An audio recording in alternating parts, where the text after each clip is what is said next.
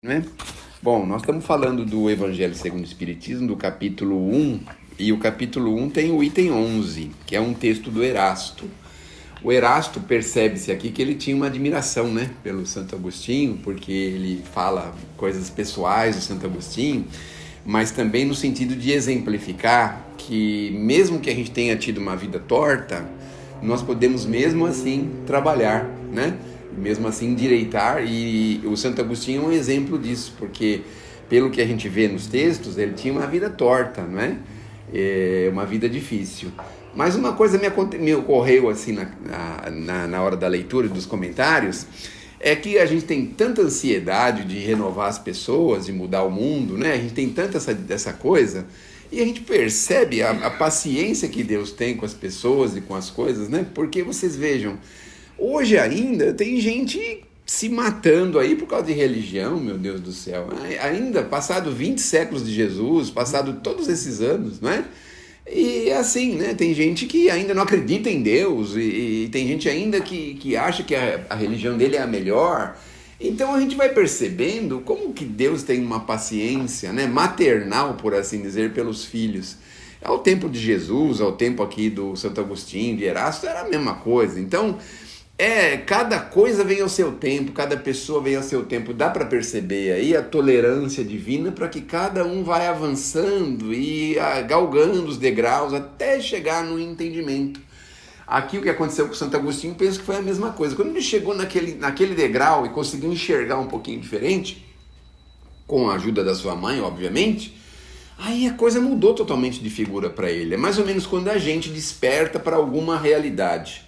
Da infância, juventude até a maturidade, a gente desperta para um monte de coisa que a gente fala, meu Deus, eu nunca pensei nisso.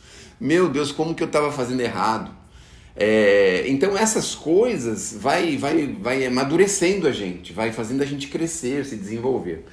Uma coisa que é muito interessante, uma palavra de Jesus, agora voltando um pouquinho, é que ele falava para algumas pessoas que tinham muitas conversas, muitas palavras bonitas, falava assim, ó, cuidado, viu, porque os ladrões e as prostitutas podem passar à sua frente no reino dos céus.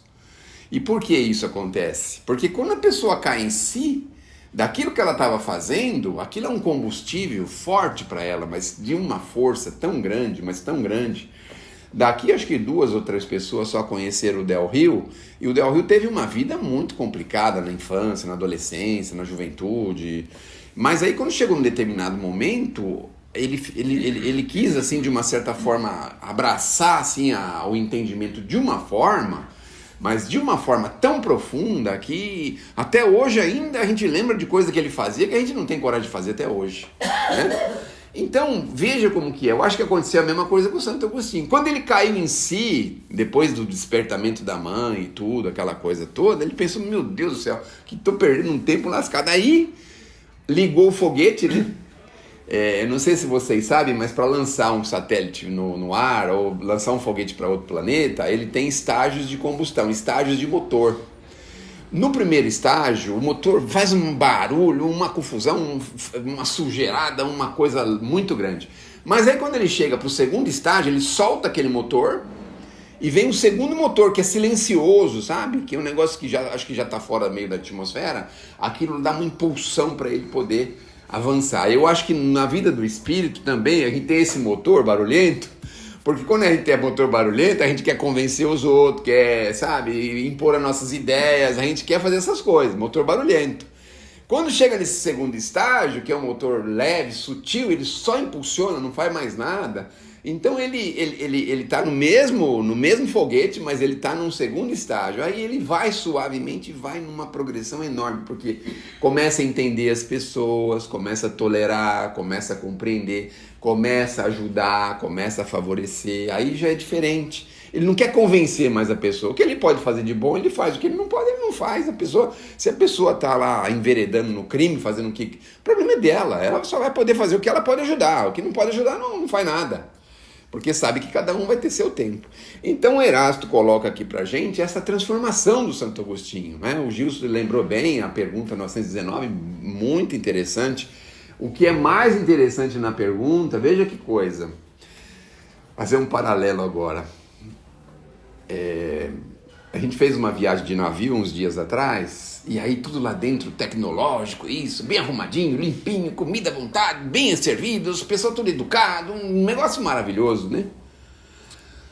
Aí, é como se a gente estivesse desencarnando, sabe? Você desencarna do navio, você sai do navio, aí você é obrigado a deixar tudo aquilo para trás. Você não vai usar mais nada daquilo, acabou, encerrou ali, vai deixar tudo, todos os sistemas que ele tem lá, o cartãozinho que abre a porta, o cartãozinho que paga isso, né? Você vai deixar tudo para trás. Aí você vai vir para o mundo real, né? Você vai desencarnar daqui e vai vir para o mundo real, não é? Então é mais ou menos o que acontece com a gente quando a gente consegue despertar para essa outra realidade. Então lá na 919, o que eu ia chamar a atenção é justamente isso.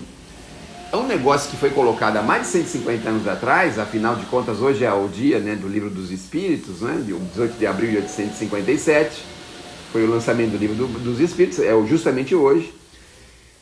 O Santo Agostinho me faz uma resposta que é válida para 150 anos, ou mais. Se ele tivesse usado um elemento de 150 ou 200 anos atrás, ele já teria vencido. Já teria avançado, a resposta ficaria invalidada. Mas se você pegar todas as perguntas do Livro dos Espíritos, nenhuma resposta é invalidada pela tecnologia, pelo avanço, pelo conhecimento, pelos anos que se passaram. E olha o que é diferente, que a gente nunca não dá valor nenhum. Se você volta 2000 anos, as parábolas, os ensinos de Jesus, nenhuma delas são invalidadas. O cara pode ter uma máquina que planta a soja, abre o solo, planta a soja, colhe a soja, moe a soja, ensaca a soja, até quase entrega a soja, mas o processo tem que ser esse. Não tem como mudar o processo. Não, vamos entregar a soja primeiro, depois a gente planta. Não pode ser assim. Não é? Então vejam como que é Jesus pegou no cerne da questão, né? A agricultura, a pecuária, pegou as coisas que nunca vão perecer. Então você fala das ovelhas, né, do aprisco, do pastor de ovelhas, você tem lá a parábola do joio e do trigo, você tem essas coisas que são agrícolas que nunca a humanidade vai prescindir. Então aí você conhece o ensinamento e a profundidade do Espírito.